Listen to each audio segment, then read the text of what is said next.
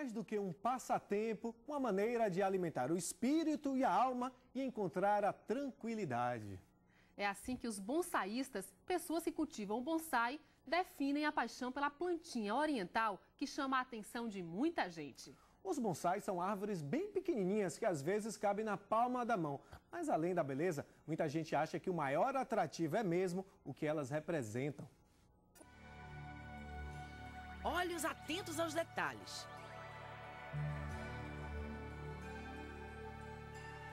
Em cada gesto, a busca da perfeição. A origem é milenar, está lá atrás, no passado. Chinesa, japonesa. A única certeza é de que o bonsai nasceu no Oriente. A versão mais aceita é de que as primeiras experiências foram feitas por monges budistas, com o objetivo de levar um pouco da natureza para dentro dos monastérios. Foi assim que árvores de grande porte ganharam vida na palma da mão, em pequenos vasos como esse.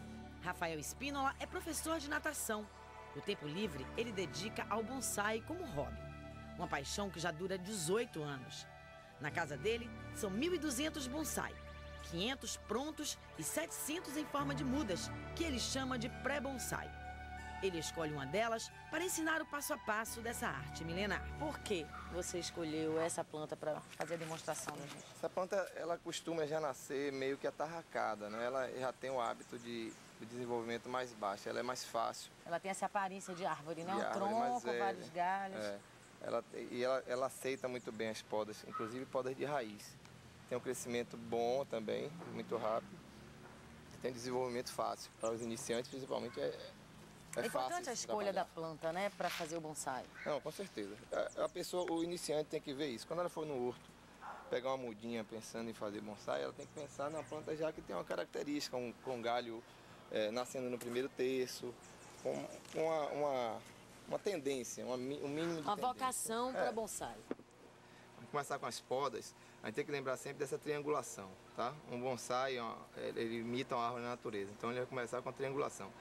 Eu normalmente começo de baixo, porque a possibilidade de errar é menor. Você faz sua meta, seu objetivo e começa a desenvolver as podas. A técnica é cuidadosa e a dedicação é a longo prazo. Alguns bonsai levam até 5 anos para chegar à maturidade. Logo depois da poda, a pequena árvore pode sofrer um pouco. É preciso cuidado especial. Rafael, para a planta não sentir muito na hora depois da poda, né? O que a gente deve fazer? Ó, a poda de folha, poda aérea, a planta normalmente não sente. A poda de raiz, sim, ela sente. Você deve correr um pouquinho do sol. Quando você poda a raiz, ela perde um pouquinho as raízes de alimentação e, consequentemente, de hidratação.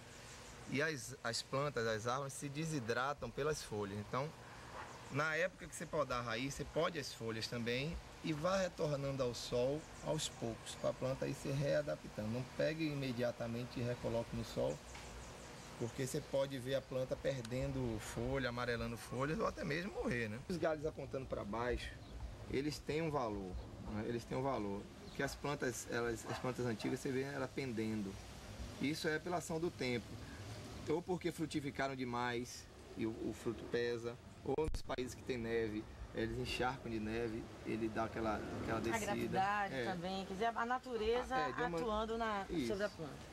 Ela vai com o tempo pendendo. Então os galhos pendendo, ela tem o seu valor, né? Claro que ela não pode esconder o tronco da planta. Aos poucos, a planta vai ganhando forma e a aparência da árvore como ela se apresenta na natureza. A segunda etapa é transferir o bonsai para o vaso definitivo. Com uma faca, Rafael vai soltando as raízes, um trabalho que exige cuidado. Por isso que o pessoal, quando vê um bonsaizinho na rua, diz assim, oh, que bonitinho, mas por que são tão caros? Porque demoram tanto para fazer. Eles demoram. Tem bonsai que você demora 4, 5 anos para chegar perto do que você quer.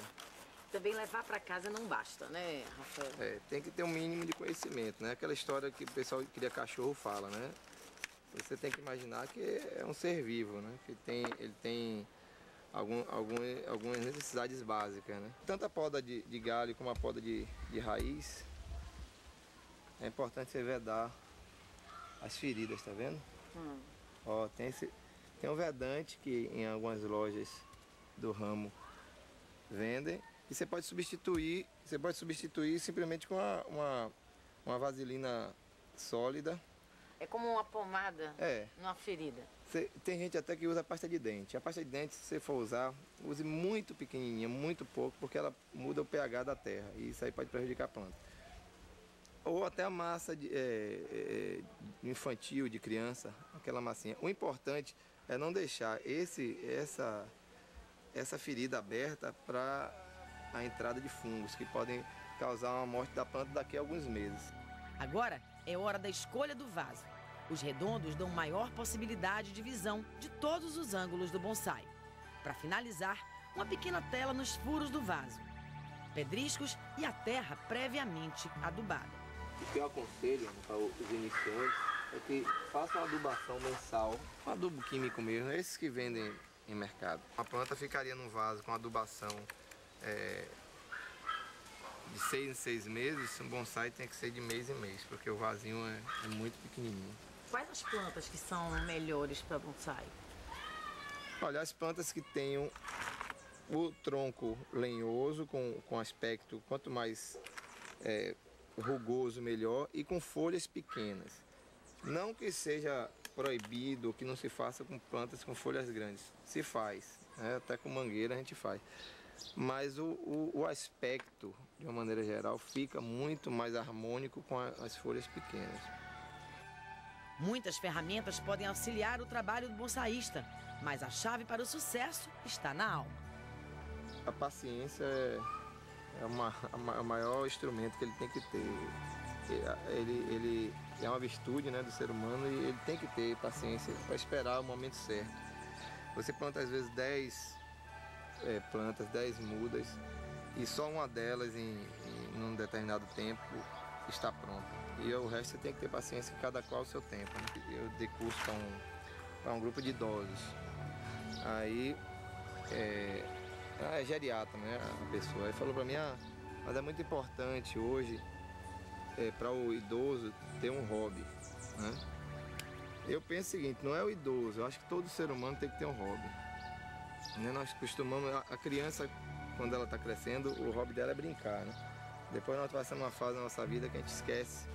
A gente não tem hobby, a gente só trabalha, a gente só, né, vive naquele corre-corre e esquece um pouquinho as coisas simples e tranquilas da vida. Eu não sei o que é que eu busco, não tenho uma ideia, mas eu gosto de fazer minhas plantinhas. Às vezes eu acabo de fazer uma planta dessa 1h da manhã, meia-noite, aqui sozinho.